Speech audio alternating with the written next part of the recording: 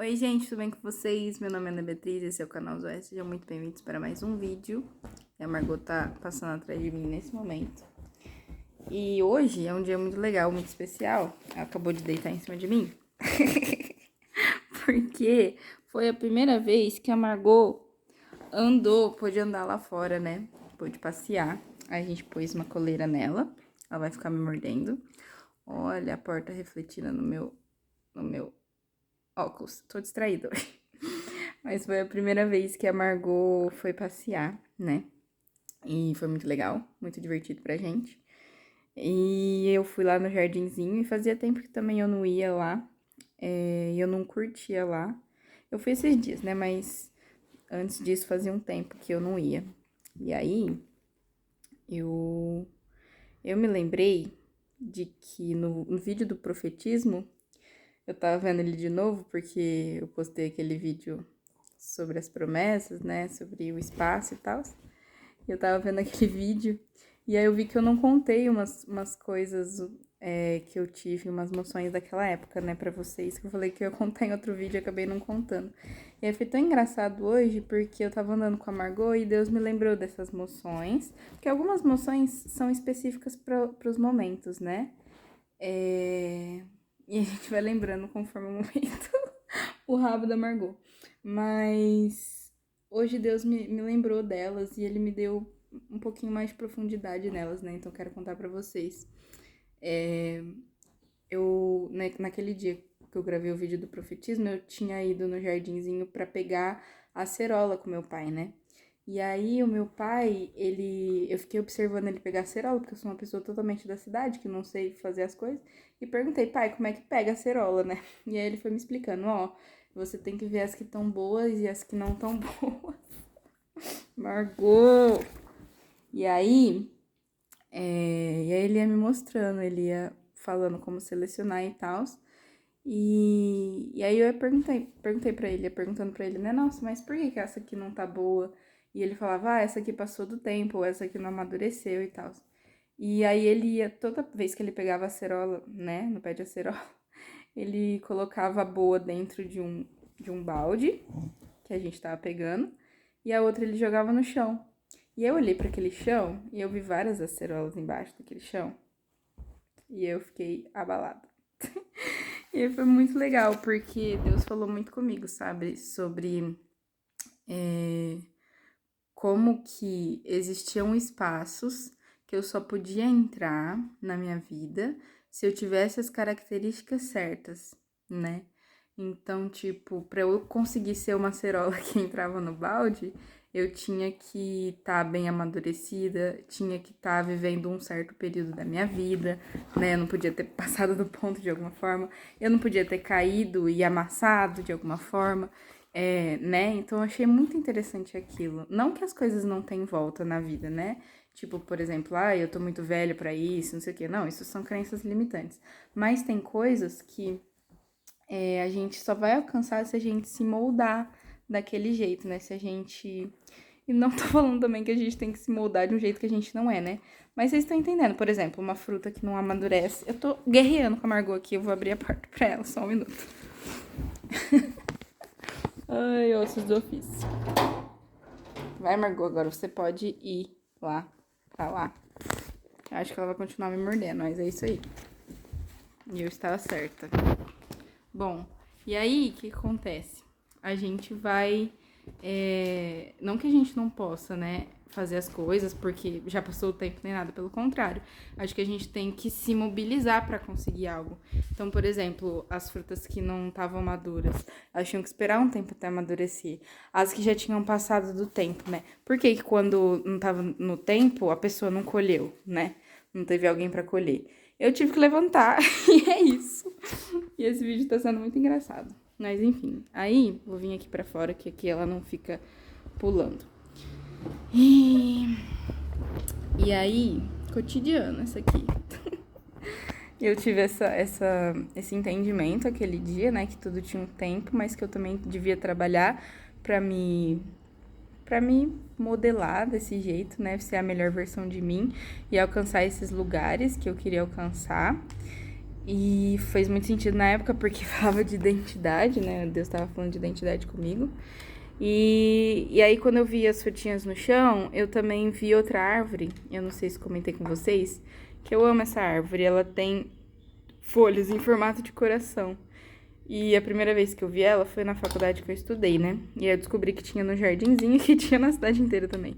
E aí é muito engraçado toda vez que eu vejo essa árvore, porque eu sinto que é como se fossem os corações, né? Como se. Eu me lembro aquela palavra assim, que eu sou a videira, vocês são os ramos, né? E todo ramo dá fruto. E aí, tipo, quando você olha pra essa árvore, tem um monte de coração pendurado. Então, tipo, parece realmente, sabe, Deus e a gente junto num só corpo. E aí, eu me lembro que uma vez eu estava na faculdade, eu vi vários corações caídos, assim, né? Várias folhinhas de coração caídas e amassadas e sujas e tal. E aí Deus me dava esse entendimento de que eram aqueles corações. E que eram corações das pessoas que ainda não tinham tido uma experiência, ou até fugindo um pouco da espiritualidade, mas de pessoas que estavam muito feridas pela vida, sabe? Que não conseguiam ter prazer na vida. E aí, nesse dia que eu fui lá no bosque, eu retomei essa moção. E hoje, o que Deus retomou comigo, né, é que eu estou nesse lugar das frutinhas, que Ele me falou.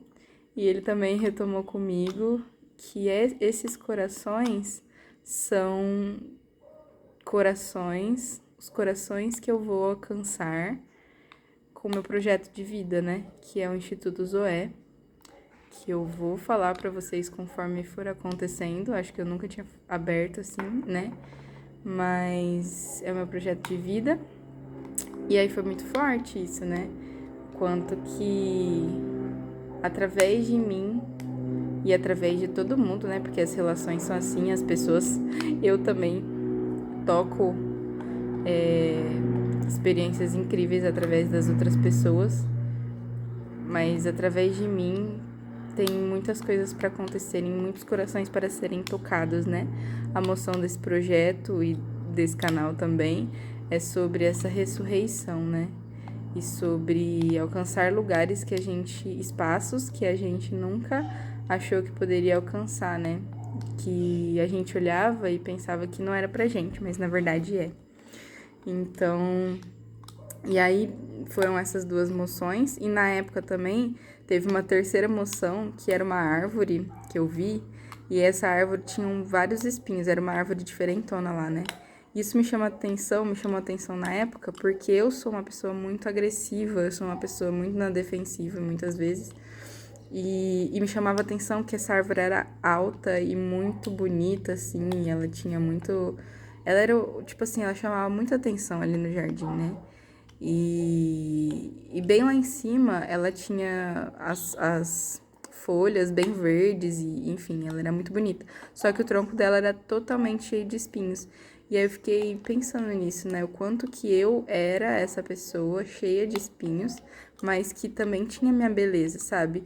Que se eu deixasse, se eu expusesse os meus espinhos, se eu tivesse, assim, noção, nunca vamos ter noção de todos os nossos espinhos, né? Mas se eu caminhasse nessa direção de trabalhar esses espinhos e de enxergar e de constantemente olhar para eles com carinho, o quanto que eu não poderia ser uma grande árvore bonita, né, com espinhos, mas também com uma parte verdinha e que tem o seu lugar lá no jardim, que você olha e fala, nossa, que árvore legal, sabe?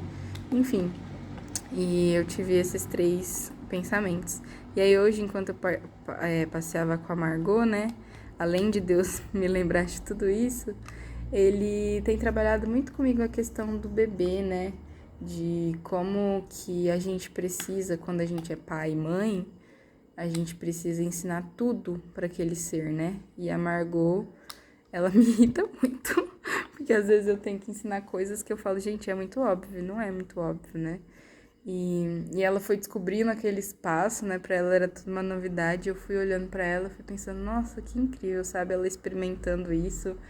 E, e eu pude cuidar dela ali, né? E eu fui vendo essa beleza de você formar alguém, essa beleza de Eu não tinha isso antes, eu não tinha esse... A maternidade de cão transforma, imagina a maternidade de humanos. Mas eu não tinha essa noção, sabe? E também as coisas que a Margot faz, né? O jeito que a Margot vive, ela me chama muita atenção. Eu já percebo que eu errei na criação dela, porque ela dorme num lugar, ela dorme comigo. E isso quer dizer que ela não tem limites, porque ela devia dormir na caminha dela, mas eu não consegui dar limites pra ela, né? E fiquei com dó, então isso é uma coisa que eu não vou fazer com meu filho. E, também ela é muito agressiva, ela agora que ela cresceu um pouquinho, ela morde pra brincar, sabe? Tipo, pra chamar atenção, também perceber essa voracidade nela. Então imagina os filhos. Mas lá dentro do bosquinho que eu fiquei pensando foi nessa questão de como a gente precisa ensinar, né? Esses seres que nascem, assim, e como eu fui ensinada e como eu sou ensinada, e como Deus aposta em mim, né? Como eu não posso dar por impossível algo com alguém se eu... Por que eu não enxergo, né, o potencial da pessoa? Por que eu fico dando como impossível? Tipo, aquela pessoa não vai aprender isso, aquela pessoa não vai conseguir mudar. Eu mesmo, comigo mesma, né? Eu não vou conseguir mudar. Mas não, é possível sim, é possível se encantar com o processo, né? Enfim, isso me chama muita atenção. E eu queria partilhar rapidamente com vocês um estudo bíblico que eu fiz já faz algum tempo, um pouquinho antes da quaresma.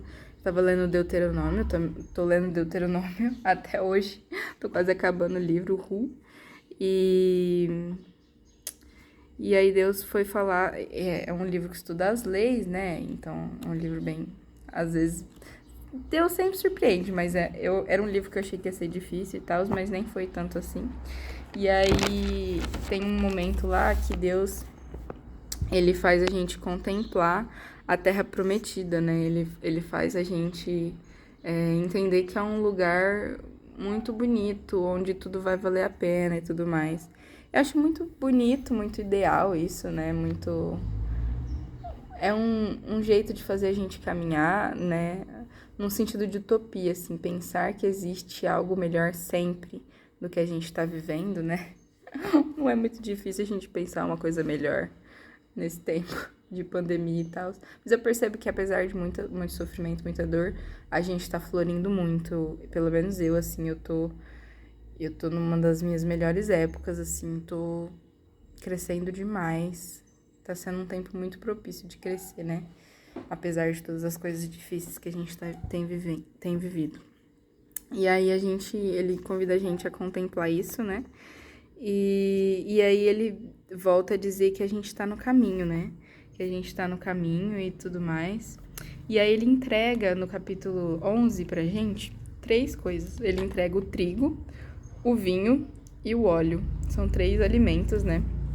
E aí eu relacionei esses 3 alimentos com coisas que, na verdade, Deus estaria entregando pra gente nessa caminhada rumo a essa utopia, esse céu, esse lugar melhor, né? Que eu acho que tem tudo a ver, por isso que eu tô partilhando junto essas coisas, com essas moções do jardim que eu trouxe pra vocês e também do meu futuro e do meu chamado, que pode fazer você pensar no seu chamado e tal, né? Então ele dá meio que artifícios para esse povo traduzido nesses alimentos, para que eles consigam caminhar, para que eles consigam continuar perseverando, né? Então o trigo eu relaciono com força, com vitalidade, é aquilo que a gente vai comer para conseguir continuar caminhando. Eu relacionei com a Eucaristia, né? O próprio corpo de Cristo que a gente se alimenta e vai fazendo a gente seguir em frente. Aí eu também tenho o vinho, que é o sangue de Cristo, né? Mas também relacionei com a alegria, com a glória de Deus. E é o vinho novo, assim, sabe? Aquela surpresa, aquela coisa que surpreende, o que subverte. Quando Deus apresenta, quando a gente acha que não dá mais, Deus vai lá e dá o vinho novo pra gente, né? Quantas vezes a gente não consegue entender e a gente deixa passar esse vinho novo, essa glória, essa alegria, ou a gente acha que é muito pesado, mas se Deus tá dando é porque porque ele quer dar, é porque faz sentido aquilo, né? E por último, o óleo, que é a bênção, né?